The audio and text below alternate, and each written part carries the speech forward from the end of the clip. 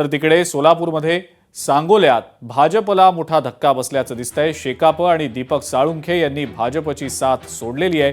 जिल्हा परिषद निवडणुकीसाठी राजकीय समीकरण स्थानिक पातळीवर बदलल्याचं पाहायला मिळतंय। शेतकरी कामगार पक्ष आणि दीपक साळुंखे यांच्या गटाची युती जिल्हा परिषद निवडणुकीसाठी झाल्याचं दिसतंय। हे दोन्ही पक्ष सांगोला तालुका विकास आघाडीच्या माध्यमातून एकत्र जिल्हा परिषद निवडणुका लढवत आहेत। माजी आमदार दीपक साळुंखे यांचा मुलगा निवडणुकीच्या रिंगणात आहे। सांगोल्यामध्ये भाजपला आता त्यामुळे पुन्हा एकदा शिवसेनेची आणि शहाजी बापू पाटलांची साथ घ्यावी लागणार आहे की काय असंच दिसतंय।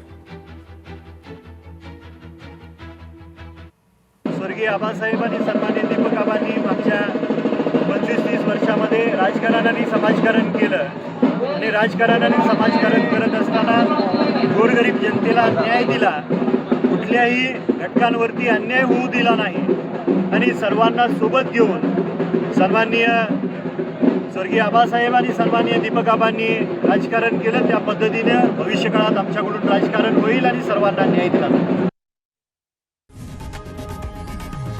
लोकशाही मराठी ऐका, पहा, जागरूक रहा।